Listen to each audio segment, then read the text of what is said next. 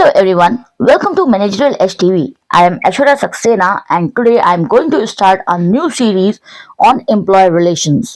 So ये series जो है वो इंग्लिश हिंदी दोनों में मिक्स होने वाली है and this video is for the outline of the course. तो कंप्लीट कोर्स आने वाला है इस चैनल पर. चैनल को अभी सब्सक्राइब कर लीजिए और इस सीरीज में बने रहिएगा ताकि आप अपने BBA, BCom, MBA, MCom के कोर्स कंटेंट को कवर कर सकें, क्योंकि ये आपको इनमें से किसी भी कोर्स में हेल्प करने वाला है. Even if you are preparing for the competitive examinations तब भी आपके लिए हेल्पफुल होगा. मैं इस पर्टिकुलर वीडियो में आपको ये बताने वाली हूँ कि हम लोग क्या कवर करेंगे इस पूरी सीरीज में. This is comprehensive outline for the employer relation कि हम क्या इस पर्टिकुलर कोर्स में कवर करने वाले हैं, वो सब कुछ मैं आपको इस वीडियो में बताने वाली हूँ. So please stay tune till the end. So आप कंपेयर कॉन्ट्रास्ट कर पाएंगे अपने टॉपिक्स को. सबसे पहले चैप्टर 1 होने वाला है इंट्रोडक्शन टू एम्प्लॉयर रिलेशंस, जिसमें हम definition and importance of employer relations पर बात करेंगे. फिर की ऑब्जेक्टिव्स ऑफ एम्प्लॉयर रिलेशन, इसमें हम लोग difference between employer relation and industrial relations पर बात करेंगे. Role of human resource in employer relation पे बात करेंगे. चैप्टर 2 होगा फाउंडेशन ऑफ एम्प्लॉयर रिलेशन, जिसमें कि historical perspective of employer relation, theories of employer relation, जिसमें कि यूनिटरिस्ट, प्लूरलिस्ट, मार्क्सिस्ट थ्योरी को हम लोग डिस्कस करने वाले हैं. साथ ही साथ legal framework governing employer relations, जिसमें की इंपॉर्टेंट लॉज आ जाते हैं. Minimum wages act, factories act, labour code. फिर एथिकल कंसिडरेशंस इन एम्प्लॉयर रिलेशंस पे बात की जाएगी. डिटेल ट्यूटोरियल आने वाले हैं इस सीरीज में, सो आप स्टे ट्यून्ड रहें.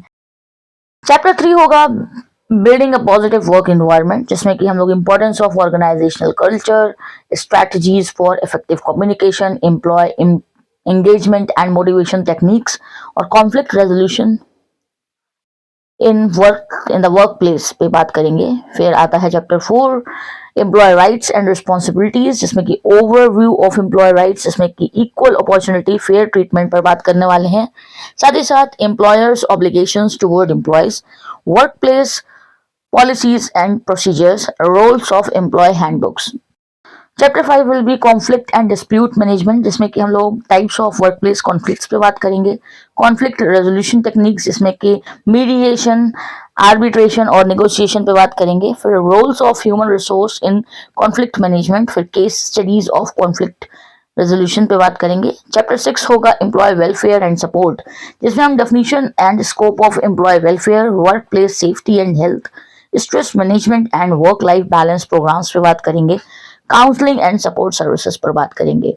Chapter 7 is going to be the performance and discipline management, in which we are going to talk about the performance management system, importance of feedback and appraisals, addressing poor performance, managing discipline and grievances, जिसमें कि हम लोग steps भी बात करने वाले हैं. Steps in disciplinary actions क्या लेना चाहिए for managing the discipline and grievances. Chapter 8 would be employee voice and representation. Importance of employee voice in organization, employee grievance handling mechanism, role of trade unions in employee relations, and employee committees and forums. Chapter 9 would be change management and employee relations, जिसमें कि हम लोग impact of organizational change on employees, HR's roles in managing change, communication strategies during change, handling resistance from employees पर बात करने वाले हैं. Chapter 10 would be advanced topics, in which we are going to talk about the advanced topics in employee relations, जिसमें कि strategic HR and employee relations, diversity and inclusion in the workplace, managing employee relation in multinational companies, MNCs, roles of technology in employee relation, जिसमें कि HRIS जो कि आपका human resource information system होता है, AI tools पर बात करेंगे. future trends in employee relations. Chapter 11 would be case studies and practical applications. Analyzing real life case studies on employee relations, developing policies and procedures for employee relations, role playing scenarios for conflict resolution, drafting grievance redressal mechanism.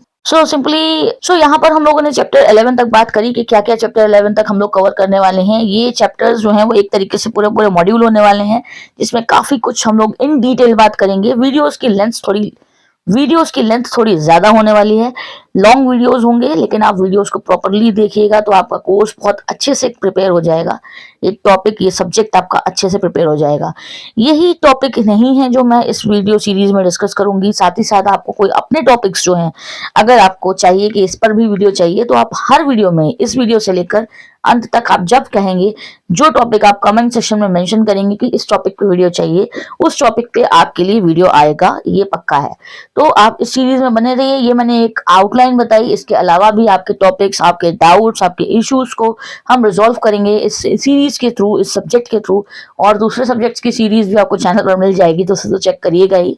साथ ही साथ channel को subscribe कर लीजिए, notification bell को press कर लीजिए, ताकि आपको लेटेस्ट अपडेट्स की नोटिफिकेशंस आती रहें।